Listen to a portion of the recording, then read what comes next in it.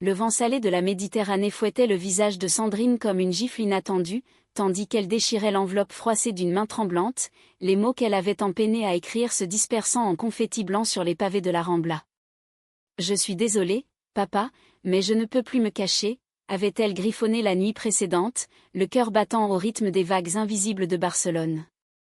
Pourtant, au lever du soleil, ces mots lui paraissaient un poison, une trahison envers l'homme qui l'avait élevé seul après la mort de sa mère, et envers cette nouvelle ombre qui planait sur leur vie, Coralie.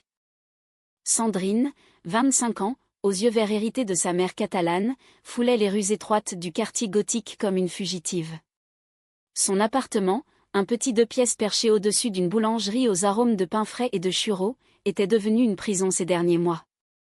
Son père, Henri, un Français expatrié en Espagne depuis 30 ans pour son amour des vignobles de Catalogne, avait rencontré Coralie lors d'un vernissage à la Fondation Joan Miró. Elle, avec son accent parisien chantant et ses robes fluides qui dansaient comme des voiles de gitane, avait conquis son cœur usé par le deuil. « Ma chérie, elle est comme une bouffée d'air frais », avait-il dit à Sandrine un soir d'automne, les joues rosies par un verre de priorat trop généreux. Mais pour Sandrine, Coralie n'était pas une bouffée d'air, c'était une tempête. Ce matin-là, alors que le soleil timide de novembre peignait les façades ocre en teinte dorée, Sandrine s'était réveillée en sueur, le fantôme de sa lettre inachevée la hantant. Elle l'avait rédigée à l'aube, les doigts crispés sur le clavier de son ordinateur portable, les larmes brouillant l'écran. « Papa, il y a quelque chose que je dois te dire. Je suis attirée par les femmes.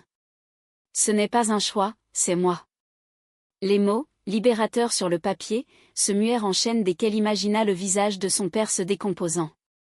Henri, avec ses moustaches grisonnantes et son rire tonitruant, avait toujours été son roc. Veuf à 45 ans, il avait sacrifié ses rêves de retour en France pour élever Sandrine dans l'effervescence de Barcelone, lui apprenant à danser la sardane et à débattre de politique autour d'un plat de paella. Comment pourrait-il accepter que sa fille, sa petite Soleil, soit autre chose que l'image idéale qu'il s'en était faite? Elle avait effacé la lettre d'un clic rageur, le curseur clignotant comme un œil accusateur. Puis, impulsivement, elle avait attrapé son manteau et était sortie, les rues de la ville l'avalant comme une amante affamée. Barcelone, avec ses mosaïques de Gaudí et ses murmures catalans, était son refuge depuis l'enfance. Mais aujourd'hui, elle se sentait étrangère dans sa propre peau. À 25 ans, elle travaillait comme graphiste freelance pour une petite agence de mode, créant des visuels éthérés pour des collections inspirées de la movida madrilena. Ces nuits étaient peuplées de rêves fiévreux où des femmes aux courbes douces l'effleuraient dans l'ombre des bars du Raval, mais le jour, elle se terrait derrière un sourire poli et des rendez-vous annulés. C'est en errant vers le port, là où les goélands criaient leur liberté, qu'elle la vit pour la première fois depuis des semaines, Coralie, assise sur un banc face à la statue de Colomb, un carnet de croquis sur les genoux. À 38 ans, Coralie était une énigme vivante. Née à Lyon, elle avait fui un mariage raté pour se réinventer artiste à Paris, peignant des toiles abstraites imprégnées de lumière provençale. Son arrivée en Espagne, 2 ans plus tôt, avait été un caprice, un atelier à Sitges, des expositions éphémères. Henri l'avait rencontrée par hasard, ou peut-être par destin, lors d'une de ces soirées où l'art et le vin se mêlent en un cocktail enivrant. « Viens dîner ce soir, Sandrine », avait-elle dit lors de leur première rencontre, sa voix veloutée enveloppant la jeune femme comme une écharpe de soie. « Ton père parle tant de toi.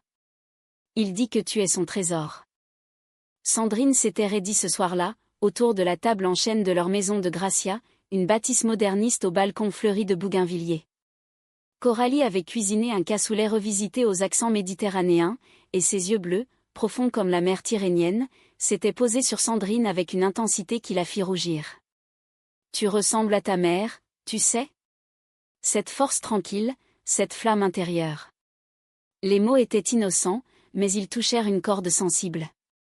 Sandrine n'avait que 5 ans quand sa mère était morte d'un cancer fulgurant, laissant un vide que ni les années ni les amours fugaces de son père n'avaient comblé. Coralie, avec son rire cristallin et ses gestes gracieux, semblait vouloir panser ses plaies anciennes.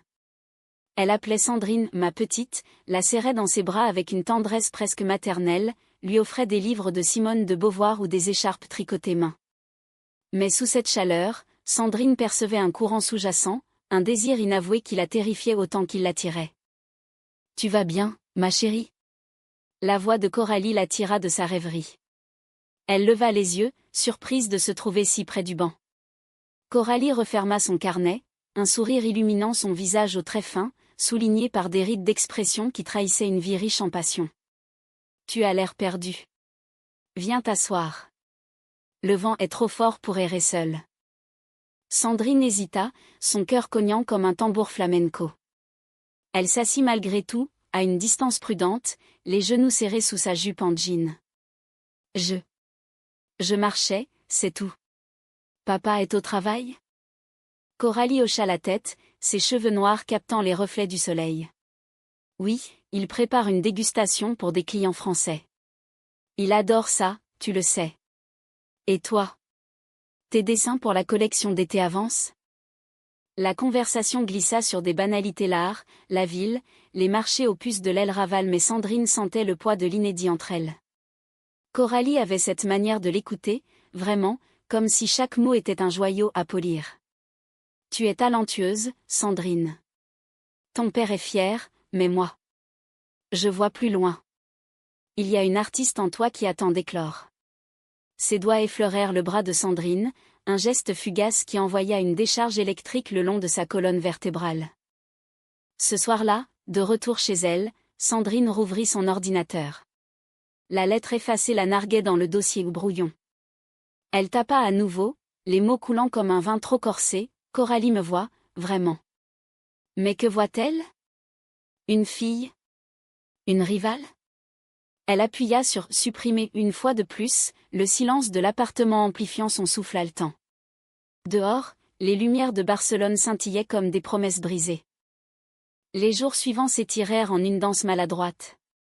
Henri, absorbé par son négoce de vin, invita Sandrine à dîner plus souvent, inconscient de la tension qui crépitait dans l'air. Coralie, avec sa générosité débordante, lui envoyait des messages, des photos de ses toiles en cours, des invitations à des ateliers de peinture à Montjuic. Viens, ma petite. Laisse-moi t'apprendre à voir le monde autrement. Sandrine cédait, attirée par cette femme qui, à 38 ans, incarnait une maturité sensuelle qu'elle n'avait jamais osé approcher.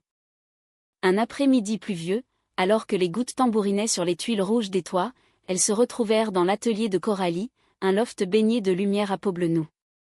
Les murs étaient tapissés de toiles aux couleurs vives des bleus profonds de la mer, des ocres des collines andalouses. Tiens, essaie, dit Coralie en plaçant un pinceau dans la main de Sandrine. Leurs doigts se frôlèrent, et le temps suspendit son vol. Sandrine traça une ligne hésitante sur la toile, un rouge sanglant qui évoquait le vin de son père. Tu as du feu en toi, murmura Coralie, se penchant si près que son parfum, un mélange de lavande et de sel marin, enveloppa Sandrine. Ne le cache pas. Leurs regards se croisèrent, et dans cet instant, Sandrine vit non pas la belle-mère imposée, mais une femme brisée par ses propres secrets. Coralie avait fui Paris après une liaison torride avec une galeriste, un amour qui l'avait laissé exsangue, questionnant sa propre identité. J'ai aimé une femme, autrefois, avoua-t-elle soudain, sa voix un filet de soie déchirée. Et ça m'a détruite. Mais ça m'a aussi rendue vivante. Sandrine sentit son pouce accélérer. Était-ce une confession? Une invitation? Elle recula, le pinceau tombant au sol dans un claquement sourd. Je dois y aller. Elle fuit sous la pluie, le cœur en vrac, ignorant les appels de Coralie dans son dos. Cette nuit-là, la lettre ressurgit, plus insistante. Papa, il y a des ombres en moi que je ne peux plus ignorer. Et Coralie. Elle les voit. Mais au lieu d'envoyer, Sandrine cliqua sur effacer, les larmes se mêlant aux pixels qui s'évanouissaient. Le carnaval de Sitges approchait, cette explosion de couleurs et de masques qui transformait la côte catalane en un tableau vivant de Bosch revisité. Henri, toujours prompt à célébrer, insista pour que la famille entière y participe.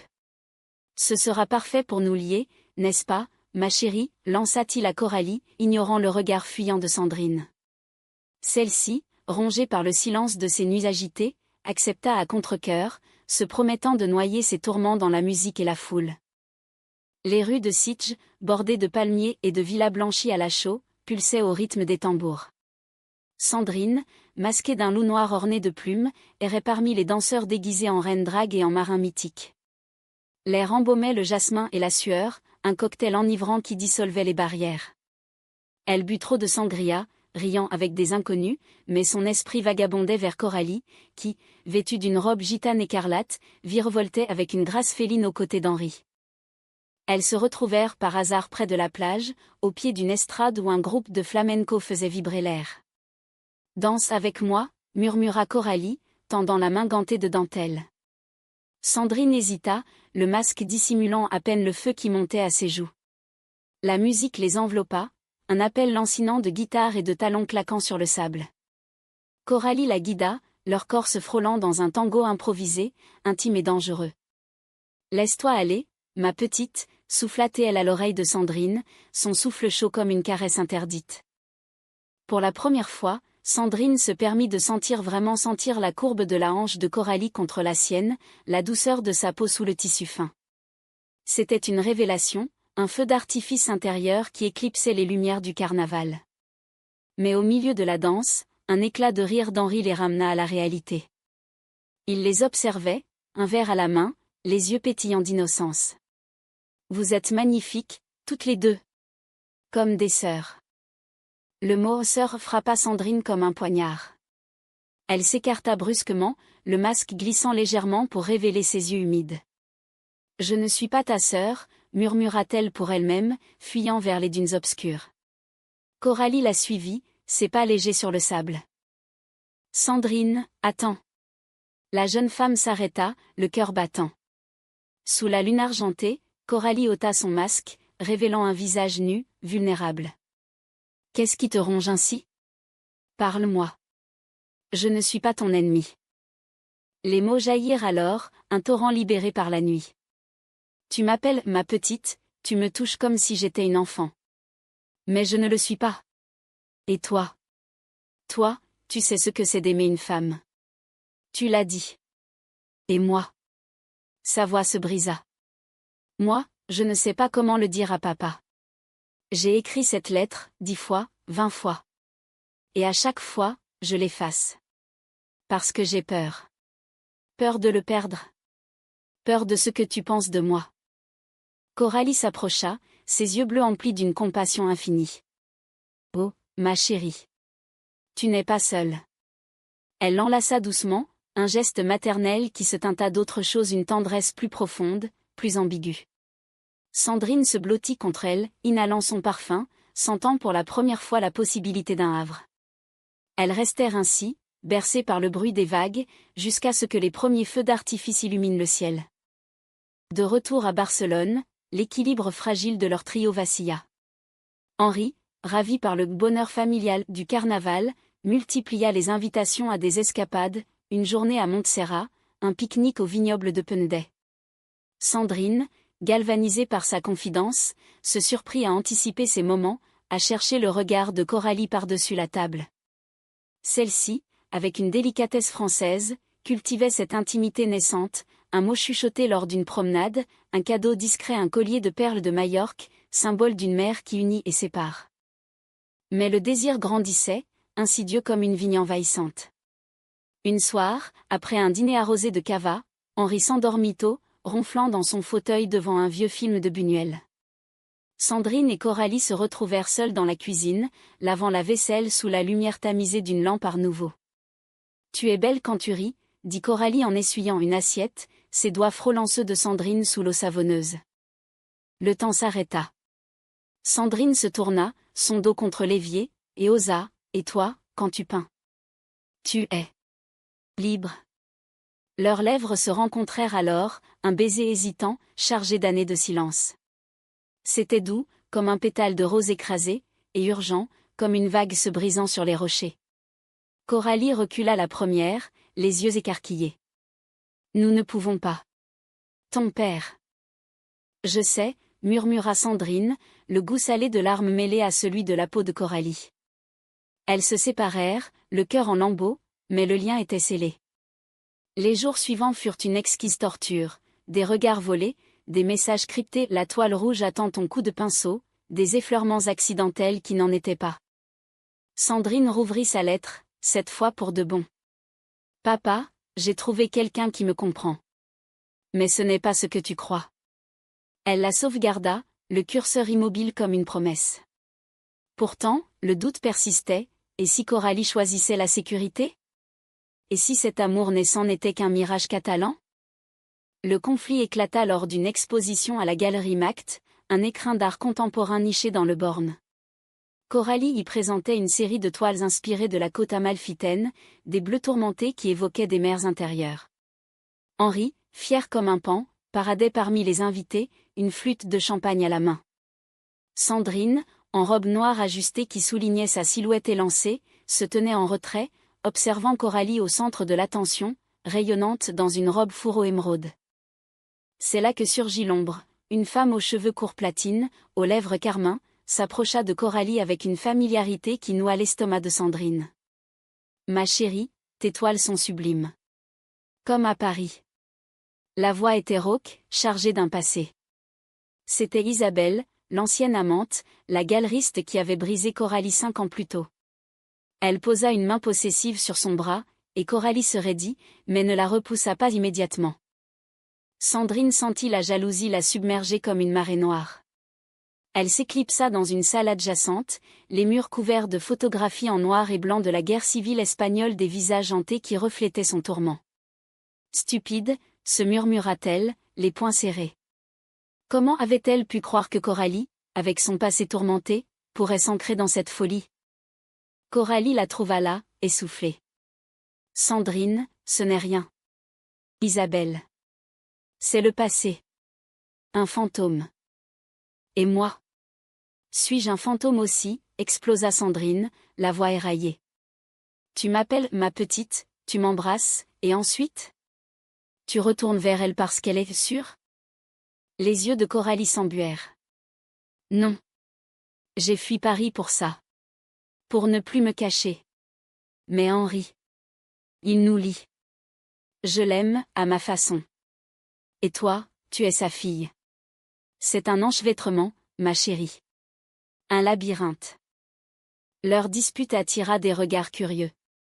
Henri apparut, fronçant les sourcils. Qu'est-ce qui se passe ici?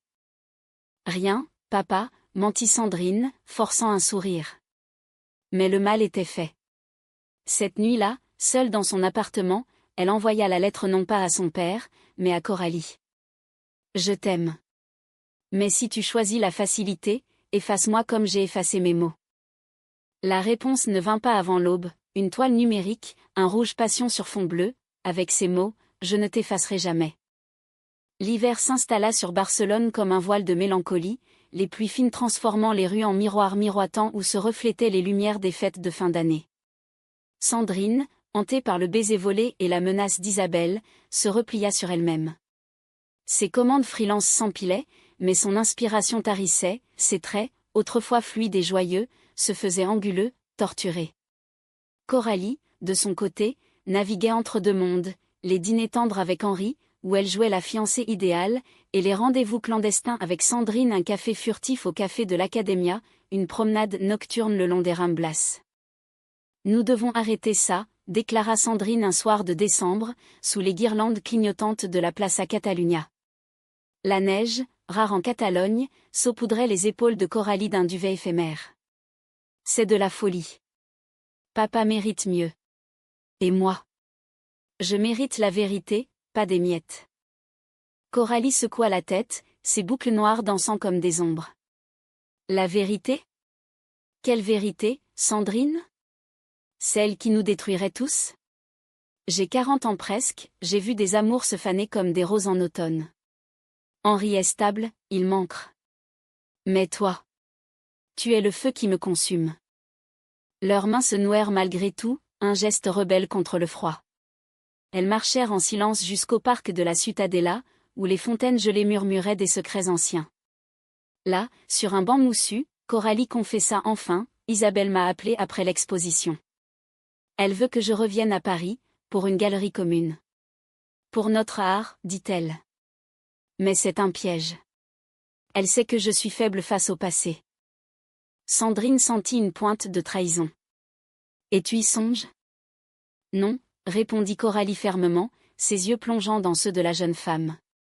Parce que le passé est gris, et toi? Tu es couleur. Elles s'embrassèrent à nouveau, plus passionnément, les lèvres de Coralie traçant un chemin de feu sur la gorge de Sandrine. Pour la première fois, elles se laissèrent aller pleinement, dans l'ombre des palmiers, leurs corps s'entremêlant en une danse primitive, libérée des chaînes du mensonge. C'était un amour charnel et spirituel, imprégné de la sensualité française de Coralie, des murmures poétiques entre deux soufflets de la fougue catalane de Sandrine, qui mordait et caressait avec l'urgence d'une tempête. Mais le paradis fut bref. Noël approchait, et Henri, sentant les courants sous-marins, organisa un réveillon intime dans leur maison de Gracia.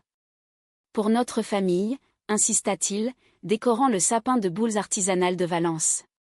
Sandrine arriva en retard, les yeux cernés, portant un pull rouge qui accentuait sa pâleur. Coralie, au fourneau, lui lança un regard chargé de promesses et de peur. Le dîner fut un théâtre magistral, rire forcé autour de l'agneau rôti, toast au xato, chants de Noël provençaux entonnés par Henri d'une voix éraillée. Mais sous la table, les pieds de Sandrine et de Coralie se cherchèrent, un contact électrique qui fit trembler la jeune femme. Puis, le couperet tomba. Alors qu'ils échangeaient les cadeaux, un foulard pour Henri, un carnet de croquis pour Sandrine, Coralie glissa une enveloppe à cette dernière.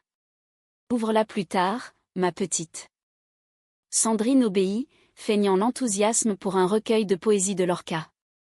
Mais seule dans sa chambre d'ado, vestige de son enfance avec poster de Frida Kahlo jaunie, elle déchira l'enveloppe.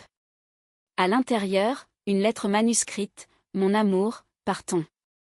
Si je nous attends, ou Paris, ou nulle part. Laisse-moi t'aimer sans chaîne. » Suivait un billet d'avion pour Lyon, au nom de Sandrine. Le choc la figea. Fuir? Avec la femme de son père? La trahison potentielle se cristallisa, Coralie choisissait l'amour au prix de tout. Sandrine relut sa propre lettre coming out, enfouie dans un tiroir, et la fusionna mentalement avec celle de Coralie. « Papa, je pars. » Avec elle. Mais au lieu d'envoyer, elle appela son amie Martha, une lesbienne assumée qui tenait un bar queer au Raval. « J'ai besoin de boire. Et de parler. » Martha, avec sa crinière rousse et son franc-parler basque, l'accueillit comme une sœur. « L'amour, c'est une guerre, Sandrine. » « Mais la tienne ? » ?»« C'est une Iliade. » Elles burent du gin tonic jusqu'à l'aube, et Sandrine versa son âme, l'effacement des lettres, le baiser sous les dunes, la tentation de la fuite. « Et si je le dis à papa ? Si je brise tout ? » ?»« Alors tu renaîtras, » répondit Martha, allumant une cigarette. « Les phénix catalans ne meurent pas, ils dansent dans les flammes. » Renforcée, Sandrine rentra chez elle au lever du jour, déterminée à confronter Coralie. Mais le destin en décida autrement. En poussant la porte de la maison familiale, elle surprit une scène qui la glaça, Henri et Coralie dans le salon, enlacés, mais pas comme des amants, comme des confidents brisés. « Je l'aime, Henri, » murmurait Coralie, les joues striées de larmes. « Ta fille. » « Je ne peux plus mentir. » Henri, le visage ravagé, secoua la tête. « C'est impossible. Elle est mon enfant. Et toi, ma femme. » Sa voix se cassa. « Comment as-tu pu ?» Sandrine recula dans l'ombre du couloir, le cœur en miettes. Coralie avait trahi en premier, non pas en aimant, mais en confessant avant elle. La jeune femme s'enfuit dans la nuit naissante, ignorant les appels derrière elle. Elle courut jusqu'au port, où les lumières des cargos dansaient sur l'eau noire. Là, sur le quai désert, elle sortit son téléphone et envoya la lettre à son père. « Papa, lis ceci. Et sache que je t'aime toujours. » La réponse arriva comme un coup de tonnerre. « Viens à la maison. » Immédiatement. Le trajet en taxi fut une éternité, Barcelona défilant en un blur de néons et de souvenirs. À Gracia, la porte s'ouvrit sur le chaos, Henri, assis sur le canapé, la lettre froissée à la main, Coralie, debout près de la cheminée, pâle comme un spectre. « Sandrine, » murmura Henri, les yeux rougis. « Pourquoi ne m'as-tu rien dit ? » « Parce que j'avais peur, » sanglota-t-elle, s'effondrant à ses pieds. « Peur de te perdre. Et maintenant. Tout est perdu. » Henri l'enlaça, son corps massif tremblant. Ma petite Soleil. Tu n'es pas perdue. Tu es toi. Et je t'aime pour ça. Il se tourna vers Coralie, le regard durci par la douleur. Toi, par contre. Tu as joué avec nos cœurs. Pars. Avant que je ne dise des mots que je regretterai. Coralie hocha la tête, muette, ramassant son manteau d'un geste mécanique. Avant de franchir le seuil, elle effleura l'épaule de Sandrine. Pardonne-moi. J'ai voulu trop vite. La porte claqua, un point final brutal. Père et fille restèrent enlacés, pleurant la femme qui avait failli les unir et les détruire. Les semaines qui suivirent furent un purgatoire doux amer. Henri, fidèle à son tempérament français stoïque et généreux, transforma la douleur en rituel. Il parlait des heures durant, autour de café au lait et de croissants achetés à la panaderia du coin, déballant les couches de silence accumulées. J'ai su, tu sais, avoua-t-il un matin brumeux, alors qu'il marchait vers la Sagrada Familia, ses flèches inachevées comme un symbole de leur vie en suspens. Pour tes inclinations. Tes regards perdus sur les femmes dans les rues. Mais je t'attendais, toi, pour me le dire. Sandrine, libérée du poids de la lettre effacée, pleura de soulagement. Et Coralie? Tu l'as aimée, vraiment? Henri soupira, son souffle formant un nuage dans l'air froid. Oui. Mais l'amour n'est pas possession. Elle était une étincelle, pas le feu. Et toi? Tu es ma flamme éternelle. Ils rirent à travers les larmes, un rire catalan, rauque et libérateur, qui dissipa les ombres. Coralie disparut de Barcelone comme un mirage. Des rumeurs parvinrent à Sandrine via Martha, elle avait vendu son atelier, pris un train pour Paris, où Isabelle l'attendait peut-être, ou non. Une lettre arriva un mois plus tard, postée de Lyon. Ma chérie, je ne regrette pas notre feu, même s'il nous a brûlés. Vis librement, pour nous deux. Ton ombre bienveillante, c'est. Sandrine la relut 100 fois, puis la rangea dans une boîte à souvenirs, avec les esquisses inachevées de leur atelier partagé. Le printemps revint, fleuri de jasmin et de révolutions intimes. Sandrine, assumant enfin son identité, plongea dans une nouvelle série de graphismes, des portraits de femmes fortes, inspirés de la Movida et de Beauvoir, exposés dans une petite galerie du Born. Lors du vernissage, elle rencontra Elena, une danseuse de flamenco aux yeux noirs comme l'ébène, à la peau cuivrée par le soleil andalou. Elena, 30 ans, avec un rire qui évoquait les guitares de Sabika, l'invita à danser ce soir-là, et Sandrine accepta, sans masque ni peur. Leur premier baiser, sous les étoiles de la Plaza Royale, fut un renouveau, tendre, sans l'urgence tragique de Coralie, mais chargé d'un potentiel infini. Tu danses comme si le monde était à toi, murmura Elena, ses mains sur les hanches de Sandrine. Maintenant, il l'est, répondit-elle, le cœur léger. Henri, de son côté, se réinventa. Il transforma la maison en un havre pour artistes expatriés, organisant des ateliers où le vin coulait comme des confidences. Un soir d'été, il confia à Sandrine: « J'ai revu Coralie, en rêve. » Elle souriait. Peut-être est-ce le signe que nous guérissons tous. Sandrine hocha la tête, serrant sa main calleuse. La trahison avait cicatrisé en une leçon humaniste: l'amour, qu'il soit filial, romantique ou éphémère, n'efface pas, il réécrit. Elle n'effaça plus rien, ni ses désirs, ni ses peines. Au contraire, elle les peignit, les dansa, les vécut. Un an plus tard, lors d'une fête à la Casa Batlló, Sandrine croisa Coralie par hasard. Celle-ci, plus sereine, les cheveux relevés en chignon lâche, présentait une exposition sur les amours perdus. « Tu rayonnes, dit-elle simplement, un sourire sans amertume. »« Et toi, tu as trouvé ta paix ?» répondit Sandrine, l'enlaçant comme une amie d'autrefois. Henri, présent ce soir-là avec une nouvelle compagne, une vigneronne italienne au rire contagieux, leva son verre. « À nous. À la famille que nous choisissons. » Sous les vitraux ondulants de Gaudi, ils trinquèrent, le vin rouge comme un sang nouveau. Sandrine, main dans la main avec Elena, sentit enfin l'harmonie, un amour qui n'effaçait pas le passé, mais l'illuminait. Dans le tourbillon de Barcelone, où la mer murmure des secrets éternels, elle avait appris que coming out n'était pas une fin, mais un commencement, un appel à danser, libre et entière, sous le ciel ibérique teinté de bleu français. Et ainsi, Dans la douceur d'un été catalan, l'histoire de Sandrine se poursuivit, non plus en lettres effacées, mais en toile vivante, en baisers assumés, en un humanisme qui embrassait les failles comme des beautés.